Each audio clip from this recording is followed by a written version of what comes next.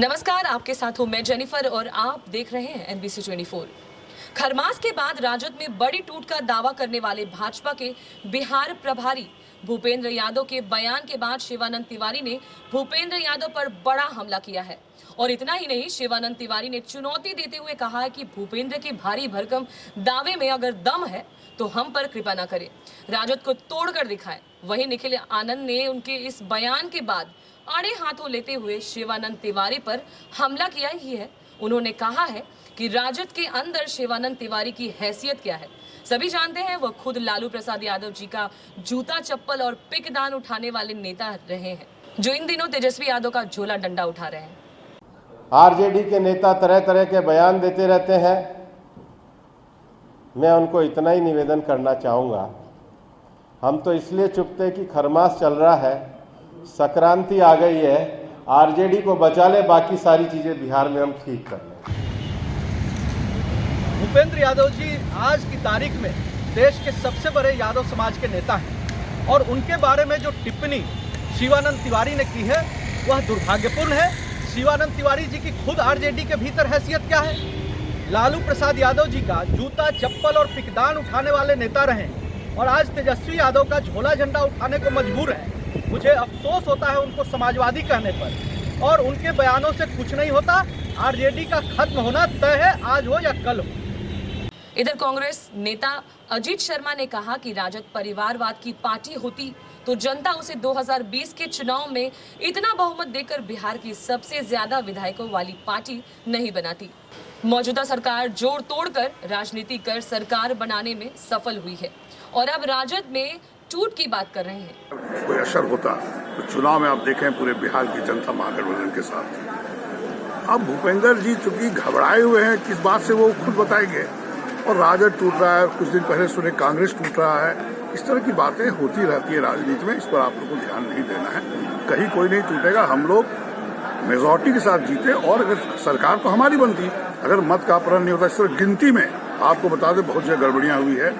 मेरे यहाँ भी 10:15 बजे मुझे ही खुद सर्टिफिकेट मिला, जबकि भागलपुर से कोई मतलब नहीं था हारने का, लेकिन बहुत कोशिश की गई।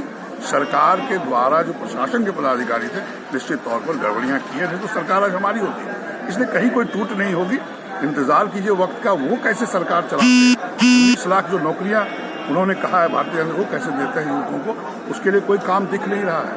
मैंने जब कहा कि शराबबंदी आपके बिहार में हर जगह मिलता है, तो आप अगर कंट्रोल नहीं कर पाते, दुगनी तिगुनी कीमत करके उससे जो राजस्व आता है, कल कारखाने हर जिला में खोल के युवकों को रोजगार देने का काम कीजिए। और नहीं तो बॉर्डर को सील करिए, 1 ml भी नहीं आए। अरे लोग क्या, जब आएगा बिकेगा तो लोग पिएगा, इसलिए आप ऐसा व्यवस्था कीजिए, नहीं तो दुगनी तिगुनी दाम करके। तो वो नौकरी कैसे देते हैं उन पर निर्भर करता है। अगर वो सरकार काम नहीं करेगी, हम लोग महागठबंधन के सभी नेता पूरे सरकार को घेरने का काम करेंगे और जरूरत पड़ी तो जनता के साथ मिलकर आंदोलन भी विकास करेंगे। अगर आप भी अपने भविष्य को लेकर चिंतित हैं और कोर्स सिलेक्शन में आपको हो रही है परेशानी, या फिर आप कॉमर्स के स्टूडेंट हैं, तो ACC है आपके लिए सबसे बेहतर कोर्स, क्योंकि इस कोर्स को करने के बाद आपको जॉब खोजने की परेशानी से मिल जाएगा छुटकारा। तो फिनसपियन इंस्टीट्यूट से करें association of chartered certified accountants का कोर्स।